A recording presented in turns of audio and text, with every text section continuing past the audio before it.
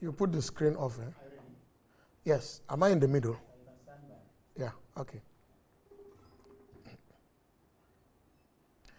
Good evening, viewers, and welcome again to Discovering Truth. And I am Pastor Forbes from the Gateway Abiding Word Ministries here in the Gambia. We are now in part 3 of our discussion on truth and transparency.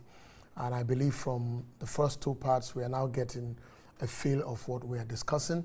Our focus really is on our nation, especially when we find ourselves in a situation where it seems we are rebuilding the fundamental building blocks of what we believe as Gambians and what we are now calling the new Gambia.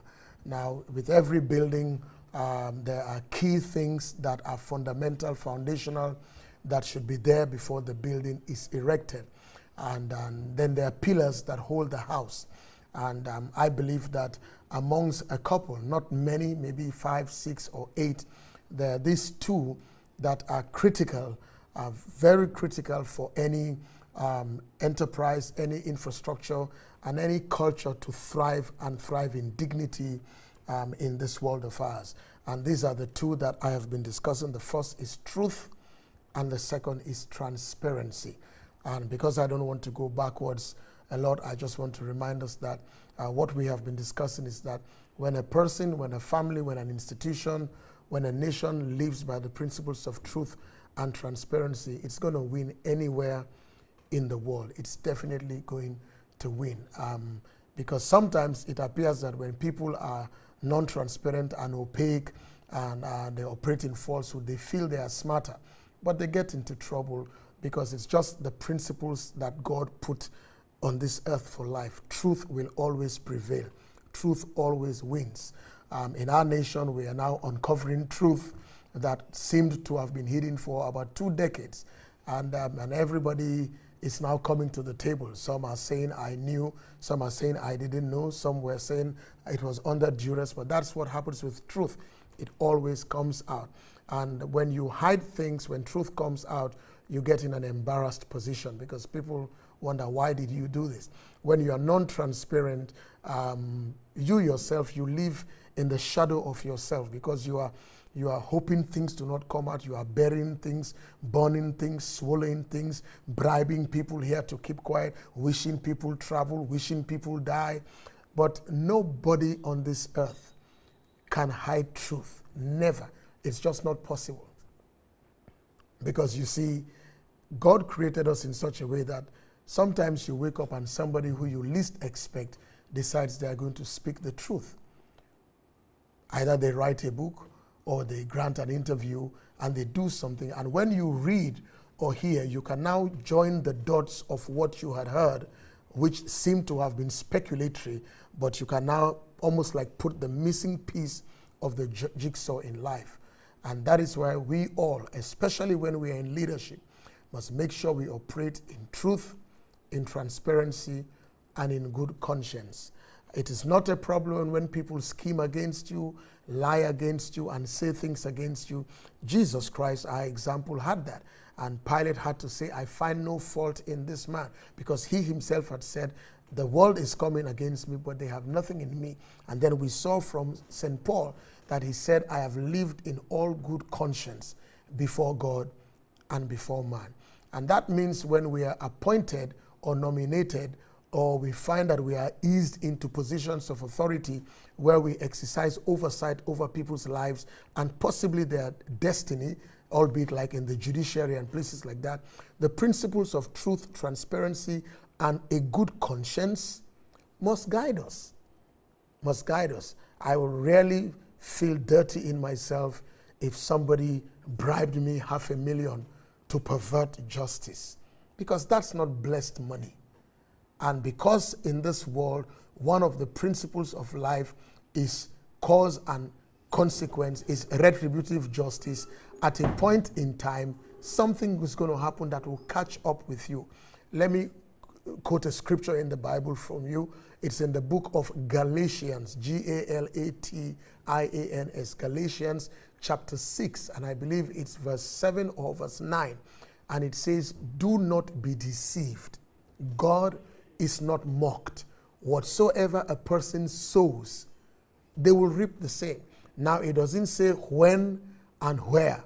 And most times the when and where become the most embarrassing times. You see people globally who have opted for high offices in the world. And sometimes it's just the last minute that comes out, that happens, then dossiers begin to come out. And it's like, wow. But it was something done 40 years ago, 35 years ago. Truth, transparency, and a good conscience are good to us. And Jesus Christ put it no better than anybody else could have put it. He said, when you come to know the truth that you know and the truth that you apply will liberate you. It will set you free. You don't have to second guess anything. You don't have to remember what you told anything. You don't have to memorize things. If you stand before an embassy for a visa at an interview, or you are filling those forms online that have 100+ questions, you speak the truth. If they want to know how many nations you've been in over the last 5 years, you do. If they want to have your Facebook, Twitter handle, give it to them. Truth, transparency, and good conscience. If you are being asked questions at an interview, make sure that your answers corroborate with your CV. Because if your CV was doctored and then you cannot answer, then it is a shame. You must speak truth. There is a scripture in the Bible about a scenario that occurred, and I want to start with that and give a few principles also in this third part. Now, Dauda, or David, was the choice king of Israel. David was actually a grand ancestor of the Lord Jesus Christ. David is quite key in the biblical things that God did. And David had his sons, at least about 4 or 5 boys, and a daughter, at least one called Dinah. It so happened that he was particular about a particular son of his. And he had given instructions that this son is going to battle. They should take care of him and they should not kill him because the boy had rebelled. It's what is called the father's heart, or the heart of a parent. And he had given instructions that they should, his instructions were like this. He said, deal gently with the young man, because he knew he had rebelled, he was out of order, and so anything could have happened to him. And that's what happens when people rebel and they are out of order. It's as if the umbrella that should cover them in protection, they have walked away from it. Then they're exposed. They're vulnerable to anything that can happen. So it so happened in that story in the Bible that this young man, he died. He died in a very funny way. He had long hair. He was on his mule or donkey, and he was running, and his hair got caught on the twig of a big tree. And it got caught in a strange way that the horse ran away, and he was left dangling by his hair on the tree. And so the enemy found him, as it were. And somebody gave notice that, remember what the king said. The king said, deal gently with him. Don't kill him. And somebody said, what nonsense. We have to kill him. Look at him there. And so they killed him. And of course, he died. Now, the next thing became the problem. The problem was who was going to now tell this story to the king. Because obviously, if somebody is coming to give you such bad news, they are not sure how you are going to respond.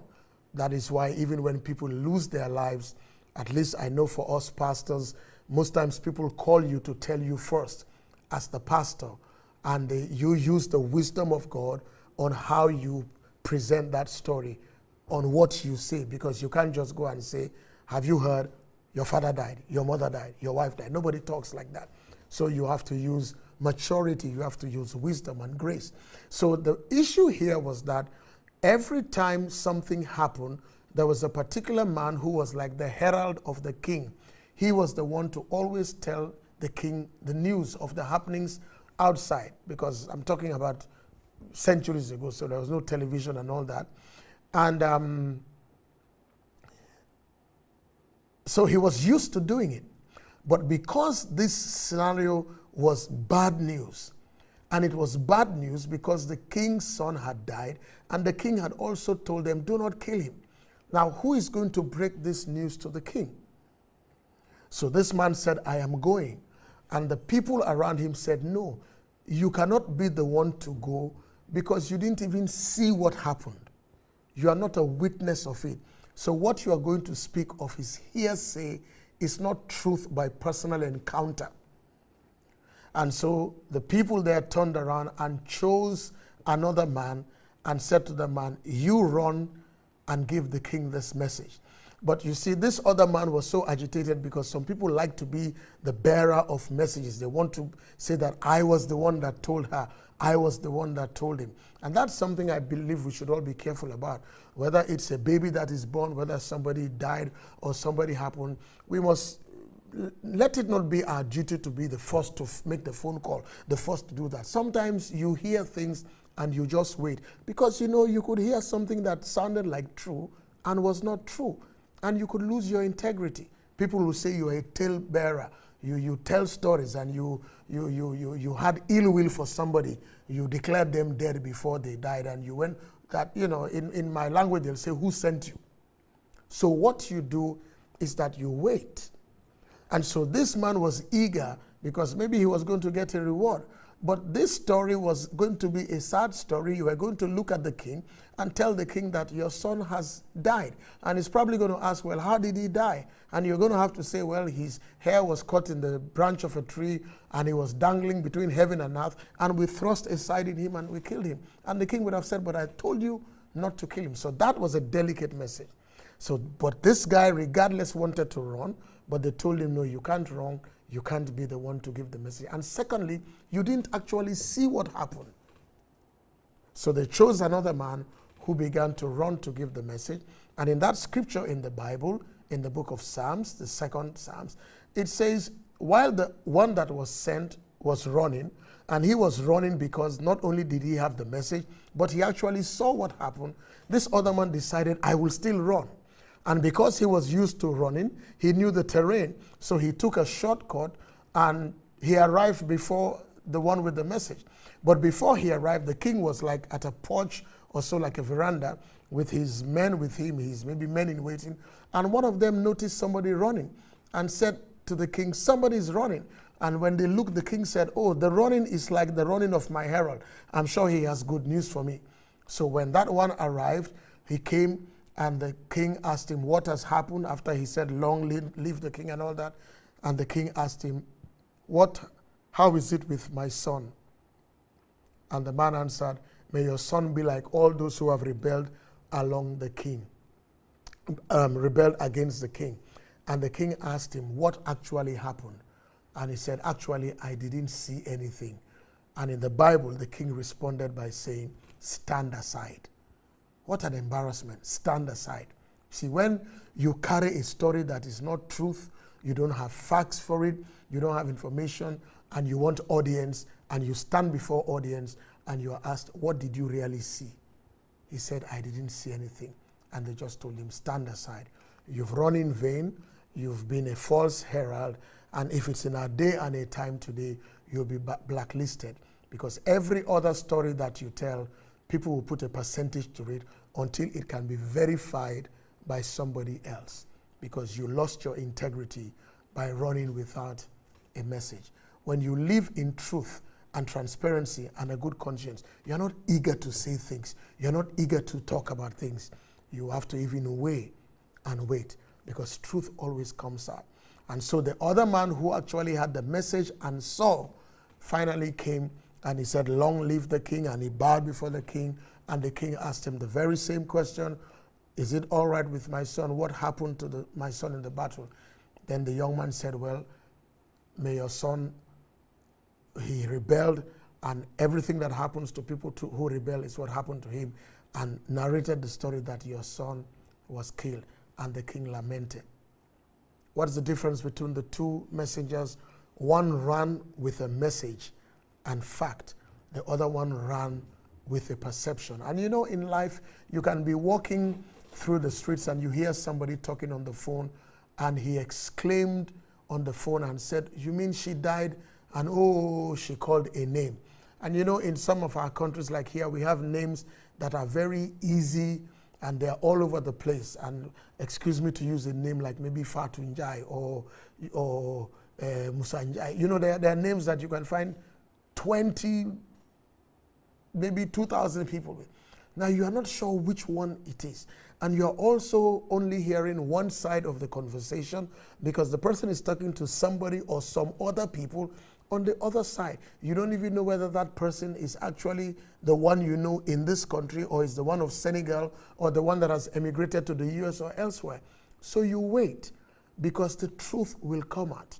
You watch the TV, maybe in the evening it will be in the obituary. You'll hear of it, 2, 3, 4 people. Then you are sure, because ladies and gentlemen, when you don't live in truth and you say something that you cannot defend, you can really be in trouble. And if you are a family head, your children can be in trouble. People start taunting them, even up to marriage. Somebody will say, don't marry from this family. The mother tells lies, the father tells lies. You know, they talk a lot. You know, their mouth slips. So we want to live in truth. Also, as a nation, we want to live in truth. You know, there's a way somebody can send you a document and you embellish it, or you Photoshop it, or you remove some parts. But sometimes you forget that the sender has the original document. Sometimes you forget that the sender might have blind copied other people. And maybe when you are called to book, you come with your document, the sender comes with the original document, and those to whom blind copies were sent come out, and all 5 have the same thing. Yours is a little different because it's been tampered with. What am I saying? Truth is liberating. Truth makes you exhale. Truth makes you live in freedom and in peace. Let me show you a couple of verses again from the Bible, and I'm taking you to a book called Philippians, Philippians, Philippians. And this is what it says in the 4th chapter. It's a book that only has 4 chapters. So we're looking at Philippians chapter 4, and we're looking at verse 8 and verse 9, especially verse 8. And this is what it says. Finally, my brothers, my sisters, my people, whatever things are true, that's what he starts with. Whatever things, information, stories, lookalikes, almost there, appearances, whatever things are true. That's number 1. Whatever things are noble, number 2. Whatever things are just, number 3. Whatever things are pure, number 4. Whatever things are lovely, number 5. Whatever things are of a good report, number 6. If there is anything virtuous or anything praiseworthy in these things, then meditate on them, ponder on them, and you can speak about them. This verse fuses truth, transparency, and conscience together. Let me go back. 6 things. The story you heard, the story you're about to tell, the people you are about to support, the people you are joining to do what you are doing. The thing, is it true? Because if it's not true, you'll get into trouble. Is it noble? Is it just? Is it pure? Is it lovely? Is it of a good report? Ladies and gentlemen, every one of us, myself included, every person on this earth, if we take time before we say something, especially about somebody, let's just go back. Maybe it's true, but is it noble? Maybe it's noble, but is it just? Maybe it's just, but is it pure? Is it edifying? Maybe so, but is it lovely? Does it build or does it destroy? Does it make people sorrowful or does it empower them and make them think of possibilities? And is it of a good report? So let's take the opposite. Stay away from the things that are lies, the things that are ignoble, the things that are not just, the things that are impure, the things that are not lovely, and the things that are of a bad report. If we did that, there will be less flutter on social media on the way we insult each other in this country. As Gambians, whether we are local Gambians or diasporan Gambians, before you write that thing, don't let your lower instincts just jump. Make this your magazine. I give you again, in the Bible is Philippians. It's spelled Philippians. It's the 4th chapter. It's the last chapter. There are only 4 chapters. So look, Google Philippians 4:8, and you're going to find this. I read it again. Finally, whatever things are true, noble, just, pure, lovely, and of a good report. If there is any virtue, it's something that will energize people. And if there is something praiseworthy of it, then you can dwell on it. If not, forget it. So there are 2 groups here. The first group is the person who is actually transmitting it, or the group that's transmitting. But then if it says meditate on these things, you also that hear it, you that read it, you that see it in your email, you that watch it, ask yourself, filter it. Is it of a good report? Is it virtuous? Is it of moral excellence? Is it praiseworthy? Think of it. If not, just forget about it. And he continues in verse 9, alluding that these are the things I have taught you. That is the way I live. So he says, the things which you have learned, received, and heard, and seen in me, do them, and the God of peace will be with you. The life of truth, the life of transparency, the life of a good conscience. So before we transmit information, before we send a document surreptitiously, before we join our hands talking about somebody, before we scheme and scam and do all that, if it's a group, ask the question, is this true? Bali degalai. Is it really true, or is it just your emotions wrapped in it, or your mood wrapped in it? Secondly, is it noble? Is nobility in it? Thirdly, is it just? Is it righteous? Is it proper? Fourthly, is it pure, or is it just something that is, you're going to shame somebody's impurity, you're laughing about somebody's nakedness or something, sending bad pictures around of people? Is it lovely? Because the heart will relate to joy with truth, the muscles will be calmed with nobility, the eyes will not pop out with injustice, they will come nicely with with purity, with loveliness, and with things that are of a good report. That way you can pass it on. You can talk about it because it's motivating, it's inspirational, it's empowering. It's something that people want to look forward to and up to and not down upon. It must be virtuous. It must be praiseworthy. If there are things like that, then we must think on these things. And that is how we must live. Because when we live like that, maybe I should sidestep myself and tell you that the end point of this whole thing are 3 words which are very crucial to us: posterity, legacy, children. Maybe I should say family. Posterity, legacy, and family. Because, ladies and gentlemen, if you forget those 3, whether you die at 90 or at 50 or at 40, except your whole family has been wiped off the surface of the earth, you leave them in the pain of reading, hearing, seeing, maybe being taunted by the lies you lived, the opaque nature of your life, and a life devoid of conscience in the things you did. I'm going to stop here to end part 3, and I'm going to bolster it further on part 4. As I said, the bottom line in all this, truth and transparency and good conscience, ladies and gentlemen, at the end of the day, it's not the money we leave for our children, it's not the houses, it's not the fat bank account, it's not the will that the lawyers read, it's not the endowment fund. It is posterity will judge you in a good report. You will leave a fantastic, phenomenal legacy.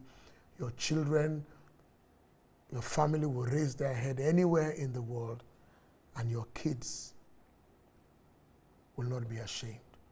Because life could be difficult when you live in lies, in falsehood, and when you don't live in transparency, and suddenly you expire. As you were, so society will relate to your family, to your people. And if you're in leadership, sometimes to your tribe, to your grouping. Let's think deeply about this as we reconstruct our nation in all the different forms with truth and transparency. Until I come your way next week, I believe that will be the last part, part 4. This is Pastor Forbes saying, have a good evening. God bless us all. Let truth, transparency, and a good conscience keep our nation together. Have a good night. God bless you.